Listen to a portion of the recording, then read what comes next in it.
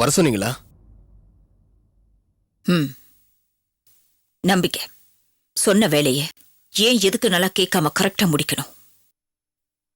அதுக்கு ஒருத்தன் தேவைப்படுறான். கடப்பானா? அக்கா நான் இருக்கேன்க்கா. நீ என்ன சொன்னாலும் நான் செய்றேன்க்கா. ஜட்ஜோட கதையை முடிக்கணும். முடியுமா? அக்கா.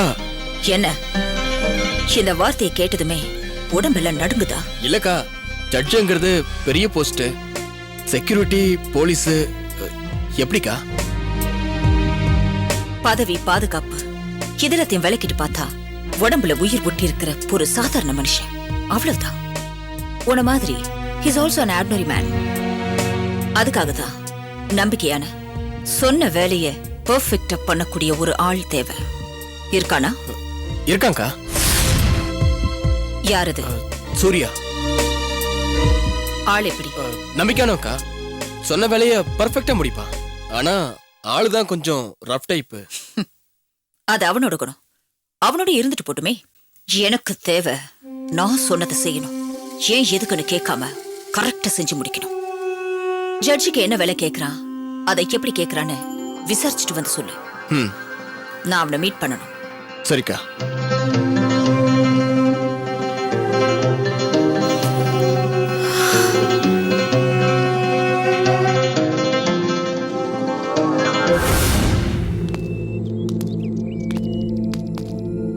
என்னண்ணே எதுவுமே பேசாம சைலண்டா வந்துட்டு இருக்க?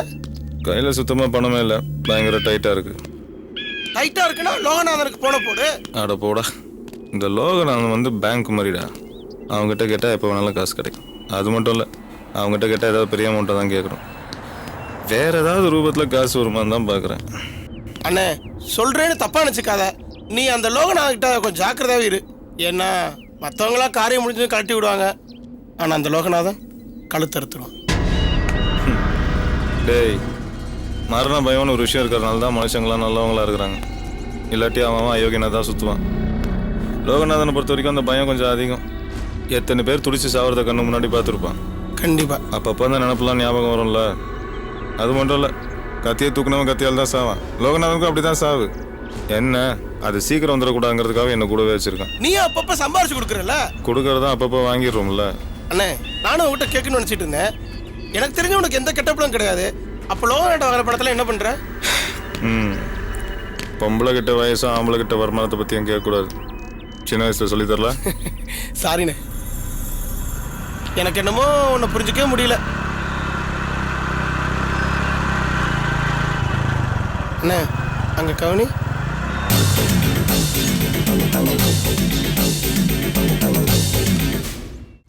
யார் அது? சந்திரமதி தம்பினே. இவன் எதுக்கு நம்மளை தேடி வர்றான்?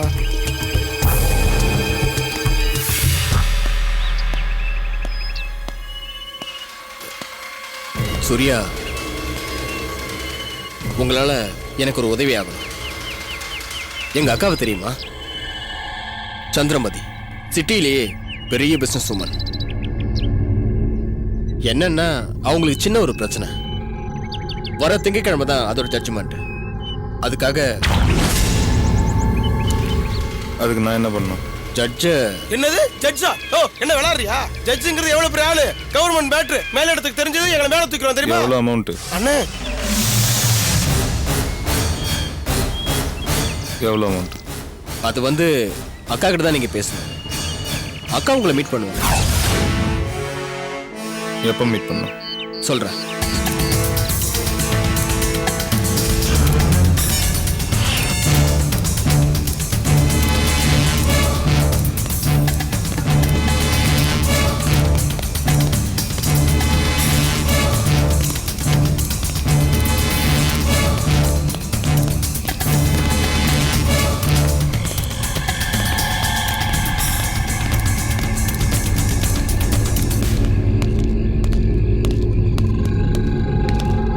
அக்கா, இவர்தான் சூர்யா.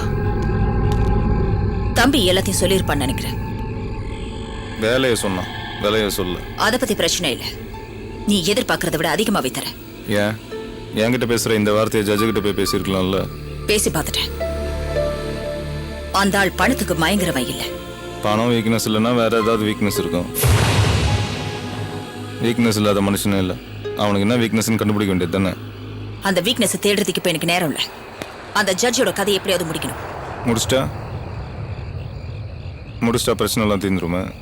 இந்த ஜட்ஜ் இல்லைன்னா இன்னொரு ஜட்ஜ் வந்து இதே கேஸை கலருவான். அப்போ என்ன பண்ணுவீங்க? ஜட்ஜுங்களாம் போட்டு தள்ளிட்டு இருந்தால் அப்புறம் உங்கள் சொத்தை அழிஞ்சிரும். ஒன்றும் பண்ண முடியாது.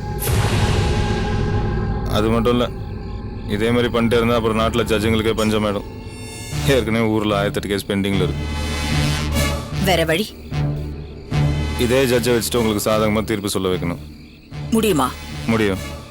எப்படி? தெரியல, உண்மையிலே தெரியல. நான் இன்னும் அதை பற்றிலாம் யோசிக்கல. இது சாதாரண விஷயம் இல்ல. அந்த தீர்ப்புக்குள்ளதான் என் வாழ்க்கையை அடங்கி இருக்கு. இப்ப இருக்கிற சூழ்நிலை எல்லாமே எனக்கு எதிரா இருக்கு. இன்வெஸ்டர்ஸ், பேப்பர்ஸ், மீடியா எல்லாருமே இந்த தீர்ப்புக்காக தான் வெயிட் பண்ணிட்டு இருக்காங்க. தீர்ப்பு மட்டும் எனக்கு பாதகமா வந்துடுச்சுன்னா அடுத்த நிமிஷமே என் சாப்டர் க்ளோஸ். யோசிச்சு சொல்லு, உன்னால முடியுமா? முடியும்னு மனசுக்குள்ள முடிவு பண்ணாதான் நான் ஒரு விஷயத்துலயே இறங்குவேன். மனசுக்குள்ள முடிவு பண்ணிட்டேன்னா அந்த விஷயத்தை முடிக்காம விட மாட்டேன். கவலைப்படாதீங்க, உங்க விஷயத்தை முடிச்சு கொடுக்குறேன். எவ்வளவு அமௌண்ட்? 5 லட்ச ரூபாய் தேவைப்படும். 4 லட்ச ரூபாய் கேஷாக தாங்க, 1 லட்ச ரூபாய் செக்காக தாங்க. செக்கா? வேலையை முடிச்சு பணத்தை வாங்குவோம்ல, அப்போ சொல்கிறேன்.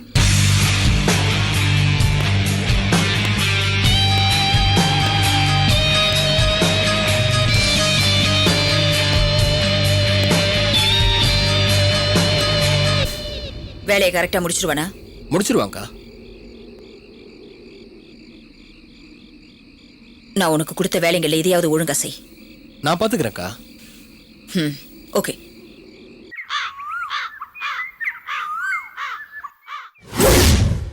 பணம் இருந்தா போதும், எல்லாத்தையும் சாதிச்சிடலான்னு அந்த சந்திரமதி நினைக்கிறா. டிஸ்ட்ரிக்ட் ஜட்ஜ், எவ்வளவு பெரிய போஸ்ட்ல இருக்கிறவரு, கொஞ்சம் கூட பயம் இல்லாம அவரோட ஆபீஸ்க்கே போய் இந்த கேஸ்ல எனக்கு சாதகமா தீர்ப்பு எழுத உங்களுக்கு எவ்வளவு லஞ்சம் வேணும்னு கேட்டிருக்கானா, அந்த சந்திரமதிக்கு எவ்வளவு தைரியம் இருக்கணும். ரஞ்சினி, இதுல தைரியத்துக்கு வேலையே இல்ல. விவரம் தெரியாததுன்னா இதான். அவ போறப்ப அங்கங்க பணத்தை விட்டு எறிஞ்சு வேணுங்கிறதெல்லாம் வாங்கி போட்டிருக்கா. அப்படி லஞ்சம் கொடுத்து பழகி இருக்கா. அத போய் ஒரு ஜட்ஜு கிட்ட காட்டா ஜுடிஷியரிட்ட வேலை நடக்குமா? அதான் மாட்டிக்கிட்டா. ரொம்ப மிரட்டிட்டார் போல. இன்னைக்கு பூரா ஆபீஸ்க்கே வரல. ரஞ்சினி, ஜட்ஜ் ராகவன் இருக்காரே, ரொம்ப நல்ல மனுஷன், ரொம்ப சிம்பிள் மேன், காசுக்கே ஆசைப்படாதவர். ஒன்னும் இல்ல, இந்த ஜனவரி மாசம் கொடுக்கிற ஃப்ரீ கேலண்டர் டைரியை கூட வாங்க மாட்டார். அவர்கிட்ட போய் சந்திரமதி தன் பணத்தையும் பகட்டையும் காட்டினா அது நடக்குமா? நான் சொல்றேன், சத்தியமா அவளுக்கு தண்டனை கிடைக்கத்தான் போகுது பாரு. அங்கிள், ஒரு சின்ன விஷயம். பவர் ஆஃப் அட்டார்னி கொடுத்தவங்க ஒருத்தவங்க இறந்துட்டாங்கன்னா அவங்க கொடுத்த பவர் ஆஃப் அட்டார்னி கேன்சல் ஆயிடும். அப்போ எங்க அம்மா சந்திரமதிக்கு கொடுத்த பவர் ஆஃப் அட்டார்னிய நான் கேன்சல் பண்ணலாம்ல? அது அவளுக்கு எவ்வளவு பெரிய அடியா இருக்கும். நாம அந்த விஷயத்துல மூவ் பண்ணலாமே. நிச்சயமா மூவ் பண்ணலாம். அதுல 2 பிரச்சனைகள் இருக்கு. சரி, மூவ் பண்றதா இருந்தா யார் மூவ் பண்ணணும்? ஆஸ் அ லீகல் ஹேர் நீலாம்பருடைய மகளா ரஞ்சனி மூவ் பண்ணும். அப்படி மூவ் பண்ணும்போது நீலாம்பருடைய மொத்த ப்ராப்பர்ட்டியும் லாக் ஆயிடும் கேஸ் முடியற வரை. ஓகே, அதுக்கப்புறம் உங்க அம்மா ப்ராப்பர்ட்டியை வச்சு சந்திரமதி சம்பாதிச்சு வச்சிருக்காளே, தான் ஒதுக்கிட்டு இருக்காளே, அந்த சொத்தெல்லாம் என்ன ஆகும்? எங்க வச்சிருக்கா, எப்படி வச்சிருக்கா, என்ன பண்ணிருக்கா, ஒண்ணுமே தெரியாம போயிடும். இது எல்லாம் விடு, இன்னொரு முக்கியமான பிரச்சனை ஒண்ணு இருக்கு. கேஸ் போட்ட நீ யாருன்னு தெரிய வரும். அதாவது நீ நீலாம்பரியுடைய மகங்கிற விஷயம் வெளியே தெரிய வரும். முக்கியமா ஒன்னையே நம்பிட்டு இருக்க உன் குடும்பத்துக்கு தெரிய வரும். தேவையா? வேண்டாம் அங்கிள், இப்ப இருக்கிற சூழ்நிலையில அவங்களுக்கு தெரிய வேண்டாம். இன்னும் கொஞ்ச நாள் போகட்டும், அந்த சந்திரமதிய விட்டு பிடிக்கலாம். கரெக்ட்.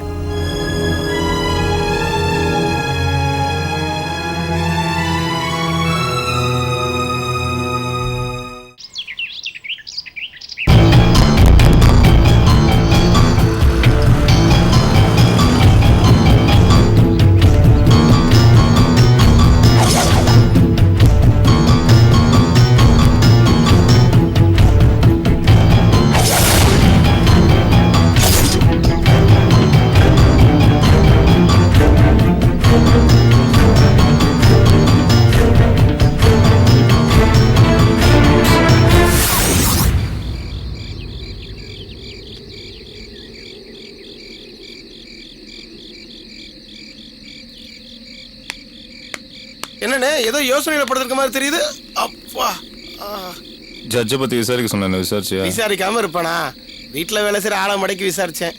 ரொம்ப தங்கமான மனுஷனா, கவர்மெண்ட் சம்பளத்தை தவிர வேற எதையும் எதிர்பார்க்க மாட்டாரான். குறிப்பாக லஞ்சம்னா சுத்தமாக பிடிக்காதான். அதனாலே அவருக்கு சொந்தமாக வீடு கூட கிடையாது, கவர்மெண்ட் கொடுத்த வீட்டில் தான் இருக்காரு. அது இன்னும் ஒரு வருஷம் தானே, அடுத்த வருஷம் ரிட்டையர் ஆக போகிறாராம். அப்புறம் ஒய்ஃப் வீட்டோட இருக்காங்க, ஒரே ஒரு பொண்ணு காலேஜில் படிச்சுட்டு இருக்கா. அப்புறம் அந்த பொண்ணுனா அவருக்கு ரொம்ப உயிர்னே. பொண்ணுன்னா? ரொம்ப உயிர்னு சொன்னேன். அவர் வேணா கோர்ட்டில் ஜட்ஜாக இருக்கலாம்.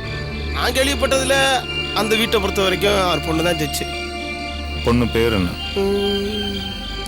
கீதா.